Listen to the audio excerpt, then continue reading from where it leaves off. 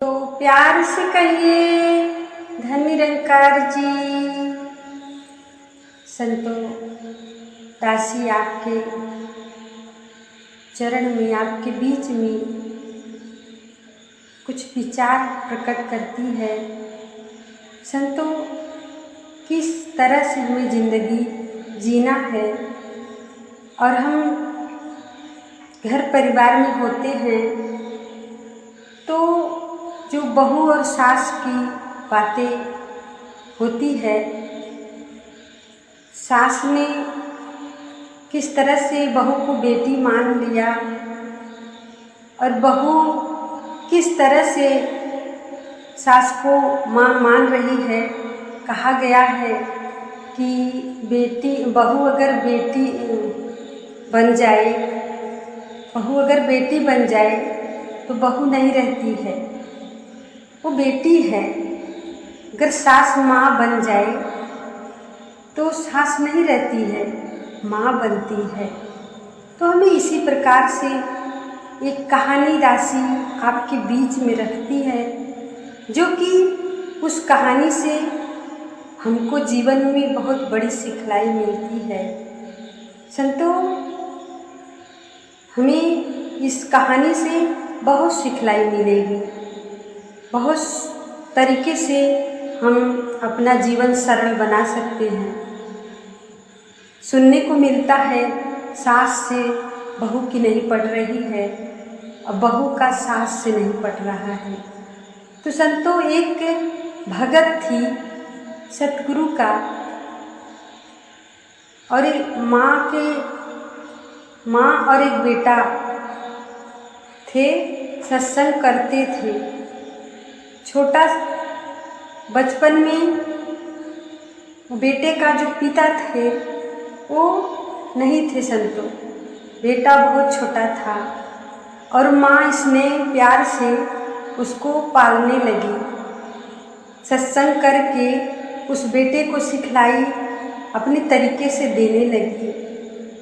संतो माँ के पास इतना प्यार था, वो बूढ़ी माँ सारे गांव को प्यार देती थी, दुलार देती थी, साथ में बेटा को भी प्यार दुलार से पालती थी। संतो गांव वाले इतना उस माँ पर फिदा हो गए कि एक दिन कहे माँ से कि माँ क्यों ना हमारे साथ अपना समय बिताओ।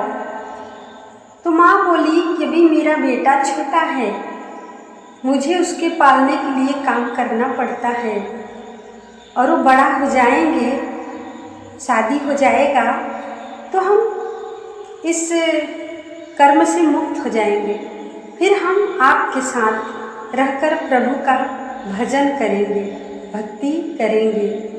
संतो जब माँ का जो मानसा रहा मन का, उनका पूरा हुआ और बेटा बड़ा होते गए समय के साथ। संतो धीरे धीरे करके बेटा बड़ा हो गए और शादी भी हो गया। तो उनके पास जिससे शादी हुआ था वो बहू बीए पास किए थे। संतो वो बहू को बेटा नौकरी करने चले गए, जैसे बहुत लोग जाते हैं बाहर कमाने के लिए, तो बहू को छोड़कर बेटा चले गए माँ के पास। संतो वो जो बहू थी वो माँ के ऊपर बहुत सी जुल्म ढाने लगी।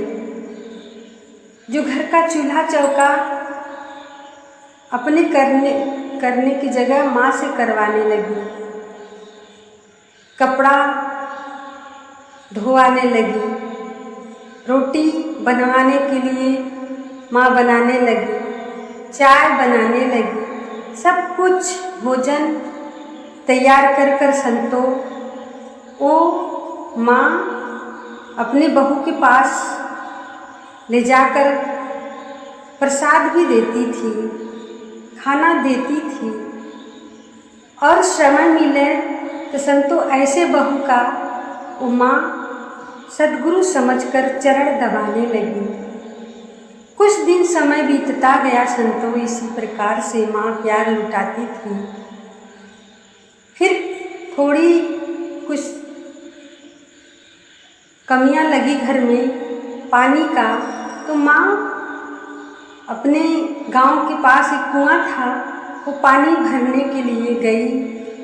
तो सारे गांव वाले जुटे तो माँ से पूछने लगे, कैसी बहू है आपकी माँ, हम सब देखे ही नहीं। तो संतो माँ ने बताने लगी कि वो मेरी बहुत सेवा करती है, वो मेरा बहुत तरीके से प्रसाद भी बनाती है और समय से मुझे भोजन भी देती है, समय से मेरा चरण भी दबाती है। संतो इसी प्रकार से माँ जिस प्रकार से कर रही थी, बस वही बात उल्टा बताने लगी बहू को कहने लगी कि वो सारा काम मेरा करती है, वो बहू नहीं बेटी है। संतो सारे गांव वाले बहुत खुश हुए कि चलिए माँ के पास जो आई बहू वो बेटी की तरह रह रही है और बेटी बनकर जीती है। संतो बहुत खुश हुए सभी लोग। तो कुछ समय बीता संतो, माँ किसी रिश्तेदार के पास चली गई बहू को छोड़कर घर में। तो वो जो बहू थी संतो, उसे जब माँ नहीं मिली तो उसे पानी भरने के लिए वो जब उसी कुआं पर गई तो सारे गांव वाले उस बहू का जय जयकार करने लगे, धन्यकार करने लगे। संतो बहू बहुत हैरान हुई कि तो हमारे साथ क्या हो रहा है, ये गांव वाले हमारे साथ क्या कर रहे हैं। संतो जो बहू थी मन ही मन सोचने लगी कि हम तो फिर माँ का याद आया कि माँ ने मुझे देवी बना दिया, ये तो सारे लोग हमारे चरण पर गिर के हमारी जय जयकार कर रहे हैं। संतो जिस समय बहू को ऐसा प्यार मिला तो उसके आँखों में आंसू आने लगा और वो माँ का याद आने लगा कि मैंने बहुत पाप किया, मैंने बहुत अपराध किया, माँ के साथ बहुत गलत किया। संतो उसी क्षण उनके अंदर का जो इंसान था वो जाग उठा। संतो वो इंसानियत उसके अंदर जब प्रकट हुई, वो जाग उठी। फिर उसी माँ के साथ सेवा सत्संग सुमिरन में लग गई और सतगुरु का गुणगान करने लगी। संतो सतगुरु का गुणगान करने लगी। तो इस कहानी से हमें बहुत बड़ी सीख है संतो कि हमें सासू माँ का जो कदर करना है किस तरह से इस कहानी में है। हम भी कर पाएं। सास को माँ जाने और बहू का भी फर्ज है कि सास का भी फर्ज है कि बहू को बेटी माने। संतो दोनों ताली से हाथ बजती है, दोनों हाथों से ताली बजती है संतो, क्योंकि कहा गया है कि सास बहू का कहानी सुनते हैं, महापुरुष बताते हैं कि जब शीशा भरी घी बहू थमा रही थी सास को तो वो गिरकर टूट गया। तो सास ने कहा कि मुझे माफ़ करो बेटी, मैंने पकड़ा ही नहीं ठीक से। और बहू बोल रही है मुझे माफ़ करो माँ जी, मैं पकड़ाया ही नहीं ठीक से। संतो ऐसे अगर हमारी ज़िंदगी में कर्म आ जाए तो घर स्वर्ग बन सकता है, वो घर गुरमत के तहत चल सकता है। वो घर में स्वर्ग आ सकता है संतों। हम ही अपने अंदर नरक पैदा कर लेते हैं, हम ही अपने अंदर स्वर्ग पैदा कर सकते हैं संतों। हम बहनें घर गृहस्थी में रहते हैं, किस तरह से हमें ज़िंदगी जीना है, ऐसे जीवन में गुरु की बातें को अपनाना है, गुरु के वचन को अपनाना है संतों।